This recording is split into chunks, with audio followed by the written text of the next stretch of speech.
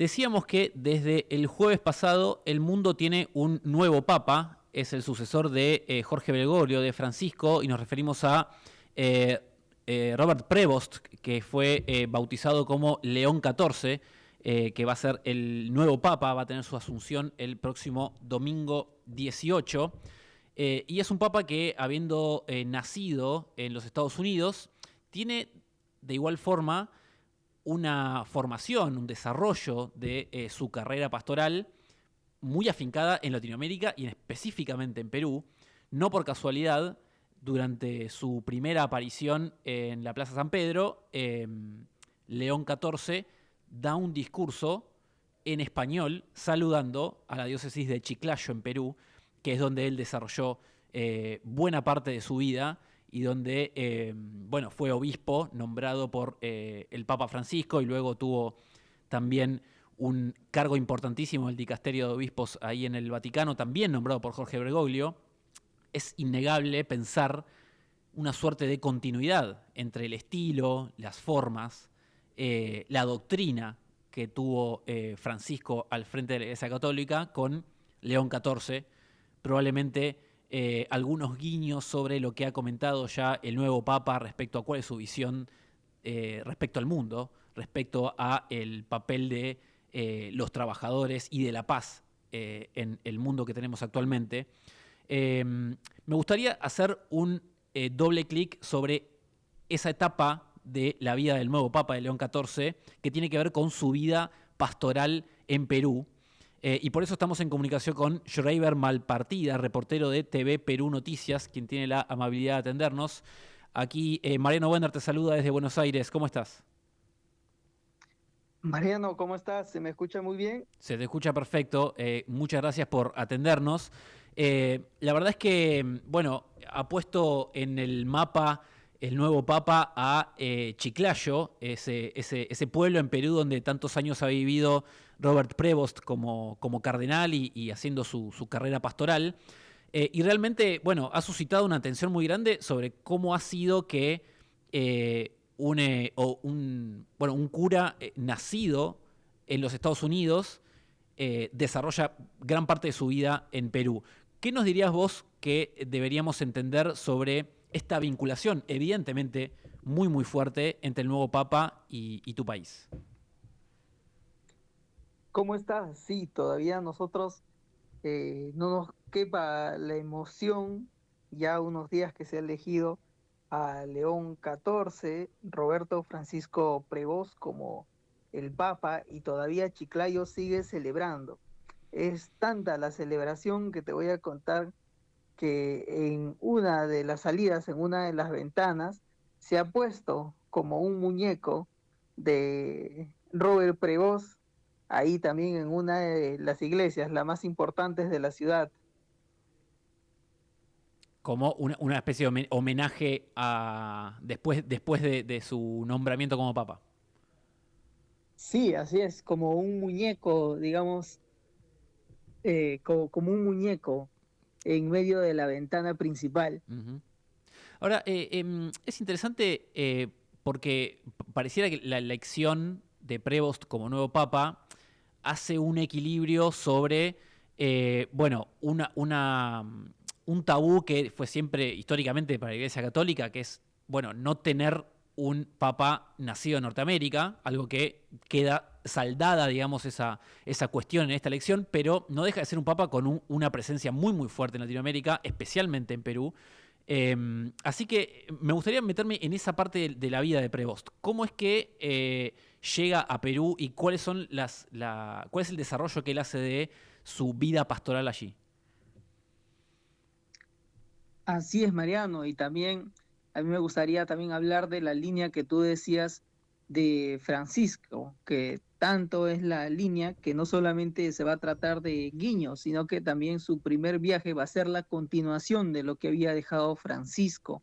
Él, bueno, la primera mirada que tiene con Perú, no solamente hablamos de la frase donde hizo referencia a Chiclayo, ¿no? Y habló en español y no habló, digamos, este, como su lengua materna, Ujú, su primer acercamiento se da a los 5 años, cuando su tía que, digamos, había trabajado en Perú, le regala un chullo peruano. Él mismo lo cuenta en una de las anécdotas tantas que ahora ya se han compartido y se han viralizado del nuevo papá peruano, ¿no? ujú, En 1985 él llega a Perú, a la zona de Chulucanas, Piura, y ahí trabaja bastante tiempo, luego está en Trujillo y luego también es designado obispo de la diócesis de Chiclayo. Una de las cosas que va a marcar su vida definitivamente, y es por esta razón que menciona a Chiclayo. Él se hace peruano en el 2015 y hay que entender un poco la nacionalidad peruana también porque no es fácil de conseguirla. En el Perú, como en muchos países de Latinoamérica, es muy engorroso, digamos, hacer todo este llevar todo este proceso y no fue tan fácil como algunos piensan que de repente Robert Prevost de la noche a la mañana se convirtió en peruano. No, ujú, él ni siquiera se hizo peruano en el mismo Chiclayo, sino que tuvo que viajar a Lima, ujú, que digamos son 1 o 2 horas en avión, son 12 horas por camino de carretera y se vio también enfrentado a la gran burocracia que tiene, digamos, nuestros pueblos latinoamericanos.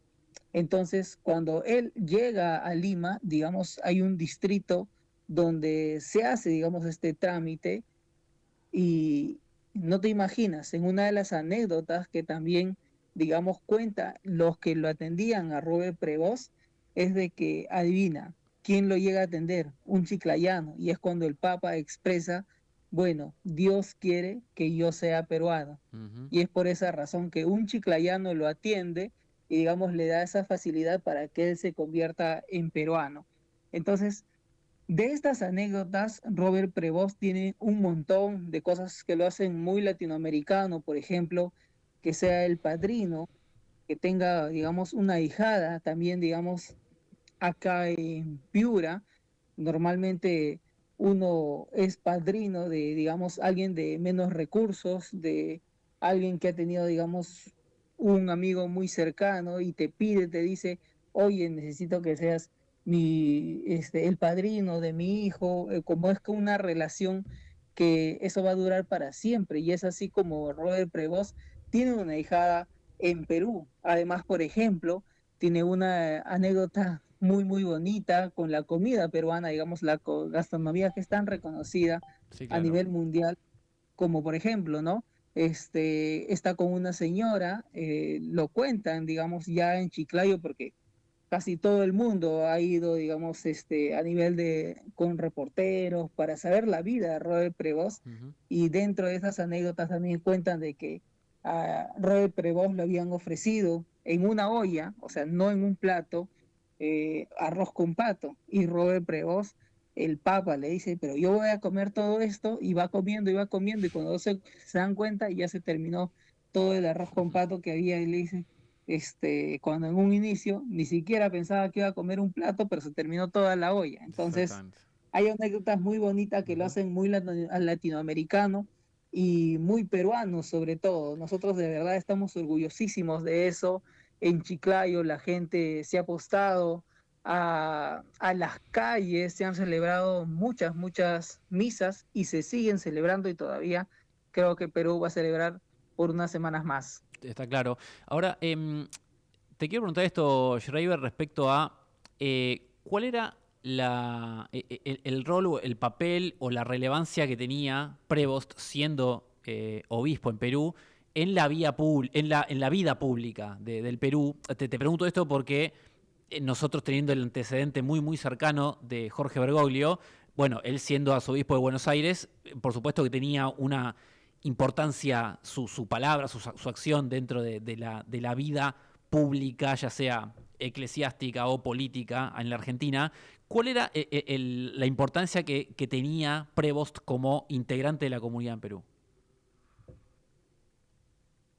Muy grande y también, digamos, rompe toda una línea porque normalmente los obispos eran designados muy centralizadamente. Hay que entender de que el Perú es un país, digamos, que si bien se ve que ha tenido un avance importante, esto ha sido centralizado solamente en la capital de nuestro país, que es Lima.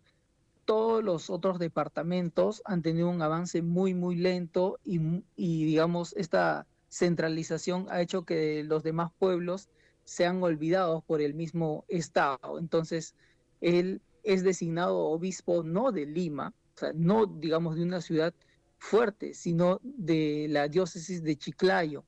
Entonces, por ejemplo, obispos no habían sido designados más allá de Lima y normalmente, digamos, todo esto era manejado por el Opus Dei, digamos, él como que llega a romper esta línea y me parece que también, digamos, Francisco sabía esto y él se da cuenta también, digamos, en su viaje a Perú, cómo estaba funcionando todo esto, porque yo he tenido personalmente la oportunidad de conocer al Papa Francisco. Yo lo recibí en el aeropuerto y él acá también, digamos, ya había conocido en Buenos Aires a Robert Prevost, pero acá cuando se conocen o se vuelven a conocer o vuelven a conversar, se dan cuenta, digamos, cuál es la realidad peruana y que se repite casi lo mismo que sucede en Latinoamérica. Y querían romper un poco la hegemonía que existía, digamos, de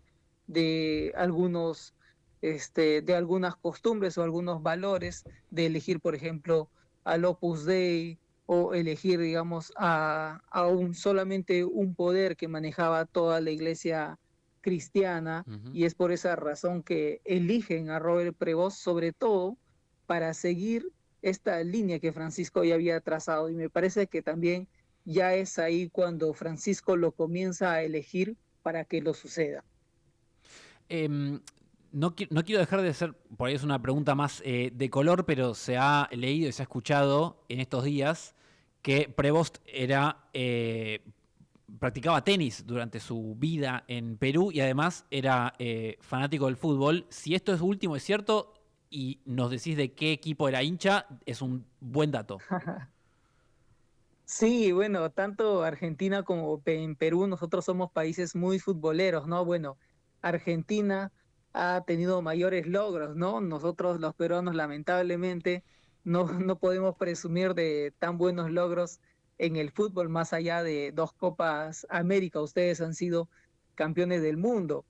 El caso de Robert Prevost, sí, le gusta mucho al tenis y esto también, digamos, a nivel internacional, periodistas ya le han preguntado, porque ya ha tenido, digamos, algunos encuentros con periodistas, incluso una periodista peruana, uno de estos días, y sí, le gustaba bastante el tenis, y justo ahora que le decían también si podían jugar contra él, y decía, no, no soy tan bueno como, digamos, jugando un poco con ese querer y no querer Ujú. de lo que tanto le gusta, ¿no? Acá se han manejado varias anécdotas, ¿ah? Algunos, por ejemplo, le han dicho que es de Universitario de Deportes, algunos han dicho que es de Alianza Lima. Según cuentan, cuando venían algunos cardenales, él lo que hacía era regalarles camiseta de Juan Aurich, que es un equipo, digamos, que también ha jugado la Copa Libertadores y que es muy local, ha ganado un campeonato peruano incluso. Ujú. Se ha dicho también de que es de Alianza Lima, no se ha revelado exactamente a ciencia cierta de cuál es y ya no creo que podamos conocerlo en realidad, porque ya no creo que Robert Prevost, el Papa León XIV, se anime a decir su hinchaje, sobre todo porque me parece de que él es un papa de la Orden de los Agustinos y su idea es unir, no Sí. desunir. Y la verdad Em, que acá ser hincha de Universitario, ser hincha de Alianza es, digamos, blanco o negro. me imagino te iba a decir eso. Probablemente ahora cualquier club quiera tirar agua para su molino y va a sostener que el nuevo Papa es hincha de sus colores. Así que no me sorprende que esa discusión siga en adelante. Pero bueno, en todo caso, te hago dos últimas consultas. La primera tiene que ver con, vos recién mencionabas que era un perteneciente a San Agustín, identificado con San Agustín. Por eso, quizá la primera pregunta es, ¿cuál es la columna vertebral de las ideas del Papa con la cual llega? Probablemente haya mucha afinidad con Francisco, eso como vos comentabas, pero ¿qué dirías vos que es el pensamiento o el centro del pensamiento de Prevost? Sí, claro. Eh, Él es de la orden de los agustinos y digamos es una de las razones por la que él es nombrado por Francisco, porque antes, digamos, según la ley del Vaticano, los sacristanes debían ser de la orden de los agustinos los que lleven, eh, digamos, o los que estén al lado del Papa, y es por eso me parece que luego se cambia la ley, pero digamos se sigue haciendo toda esta función de llevar a los agustinos al costado del Papa. Y es una de las razones, me parece, que Francisco lo lleva para seguir con toda esta línea.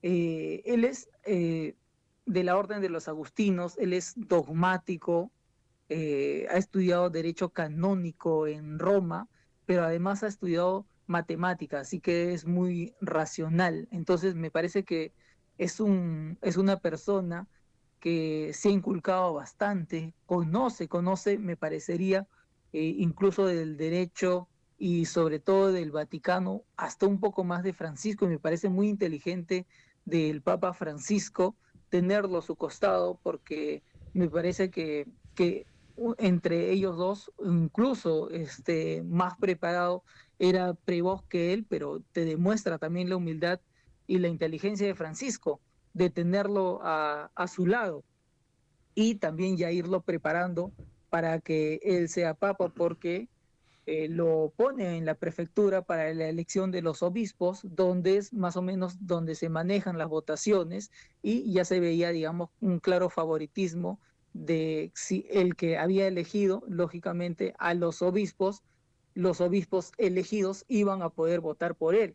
Digamos, si lo hablamos racionalmente, podríamos ver que ya era una medida que Francisco más o menos ya lo había ido perfilando para que él sea papa. Al ser de la orden de los agustinos, también nosotros lo que hemos estudiado bastante es de que lo que él llega, digamos, es a unir, digamos, y aparte, a partir de la elección del nombre que hace, que es León XIV, por León XIII, es que vemos que también lo que quiere es, digamos, innovar, ¿no? Porque esta encíclica tan recordada que escribe León XIII, y él lo que también se está visionando es de que es un punto vital para la humanidad. Ahora con la inteligencia artificial hay un nuevo periodo que se está formando y él lo que está tratando de lograr, nos parece, acá en Perú, es, digamos, formar puentes en esta nueva vía que se forma en este nuevo periodo. Ahora, Schreiber, respecto a una cuestión que siempre caracterizó a Francisco, que consultado al respecto varias veces sobre cuál era su pensamiento, por ejemplo, sobre la postura de la Iglesia con la homosexualidad y otro tipo de derechos individuales. Bueno, Francisco tenía una mirada de apertura de que la Iglesia es para todos y que todos son hijos de Dios. Ahí, ¿cuál es la visión, si lo tenés en claro, de Robert Prevost en este sentido? Si es igual de aperturista, si es más restrictivo o si es menos flexible. ¿Qué dirías vos? Yo diría que es de la línea de Francisco, pero él es mucho más dogmático. Los agustinos son mucho más pegados a la línea, y te diría por ese lado, pero que habría que esperar sorpresas, porque todavía, si bien nos ha dado señales, no sabemos exactamente el Papa qué es lo que va a hacer. Lo que hemos podido observar durante toda su estadía acá en Chiclayo, en el Perú, donde también incluso ha estado en el primer puerto nacional en el Callao, es de que él no le cierra la puerta a nadie y siempre tiende puentes y siempre está abierto a escuchar. Es más, los mismos cardenales destacaban de que antes de hablar, el primero escucha. Uh -huh. Aparte, Sí. nosotros queríamos también destacar el tema con Estados Unidos, ¿no? Porque hay una contradicción ya que, por ejemplo, Trump planteaba una nueva ley de no otorgar nacionalidad por nacimiento. Sin embargo, por ejemplo, Perú le dio la nacionalidad y en el 2016 incluso le dio una nacionalidad que es hasta que fallezca, de Ujú. por vida. Es un migrante, por ejemplo, por eso también, digamos, para nosotros creemos que para Estados Unidos es muy difícil, ¿no? Encarar, digamos, todo este tema con este nuevo papa, porque están tratando de detener un tema de migración y sin embargo les toca un papa que es migrante, a la vez es peruano y es nacionalizado, cuando Exactamente. incluso hay países que la nacionalidad no te la dan por nacimiento, por ejemplo, Alemania, Francia no te la da. Entonces, yo diría que el papa en realidad es mucho más peruano que estadounidense, pero bueno, es también el corazón lo que nos dice eso, ¿no? Exactamente. Y habría que ver cómo se da también esta bonita relación que va a ser con Estados Unidos. Nosotros lo que estamos diciendo es de Chicago a Chiclayo, ¿no? Así ha llegado Bien. su corazón y ahora está en el Vaticano. Schreiber Partida, reportero de TV Perú Noticias, te agradecemos desde ya tu tiempo y tu análisis con nosotros. Una muy, muy breve que te quiero hacer, porque nosotros ya conociendo lo que terminó sucediendo con Francisco, hay cierto consenso probablemente de que Francisco haya sido el argentino más importante de la historia. Te quiero preguntar si, aún considerando que bueno, es naturalizado, no nacido en Perú, si podemos considerar a León XIV el peruano más importante de la historia. Pienso que, por supuesto, hay otros que podrían tranquilamente tener ese título. Pienso en Mario Vargas Llosa, en César Vallejo, en, si te gusta el fútbol, a Teófilo Cubilla, no sé, pero quiero decir, vos podrías, esto, apelo a tu sinceridad y tu subjetividad plenamente individual, ¿dónde pondrías vos a León XIV?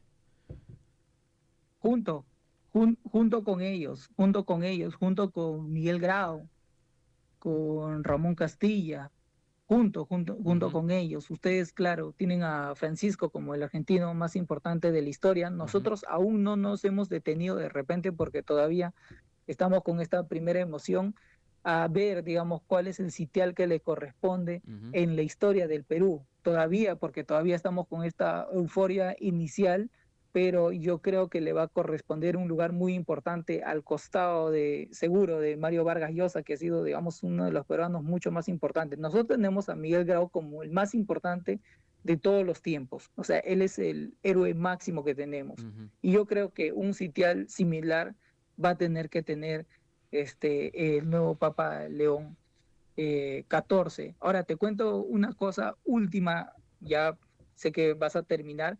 El Papa, cuando se fue de acá de Perú, se llevó una imagen del Señor de los Milagros y yo personalmente tuve, digamos, dos momentos muy, muy emocionantes respecto a mi fe, que yo soy católico. Uno es con la llegada del Papa Francisco, que cuando lo recibí, digamos, nunca sentí algo tan fuerte, solamente dos veces cuando llegó el Papa Francisco y cuando vi la imagen del Señor de los Milagros. Y una imagen del Señor de los Milagros cuando se fue, se llevó Monseñor Prevost al Vaticano. Yo aprovecho para el pueblo argentino invitarle también para las procesiones del Señor de los Milagros. No saben lo que es, digamos, una muestra de fe del pueblo peruano muy, muy, muy, muy fuerte. Si tienen la oportunidad de vivirlo, para mí, digamos, está al nivel del día en que vi al Papa Francisco a mi costado y nos dio la bendición. Está dicho. Es muy, muy fuerte. Está dicho la propuesta. Schreiber, te agradecemos mucho tu tiempo y tu análisis. Así que bueno, un gran abrazo desde Buenos Aires. Muchísimas gracias a todo el público también. Gracias. Ahí estaba entonces, testimonio de un colega peruano, 20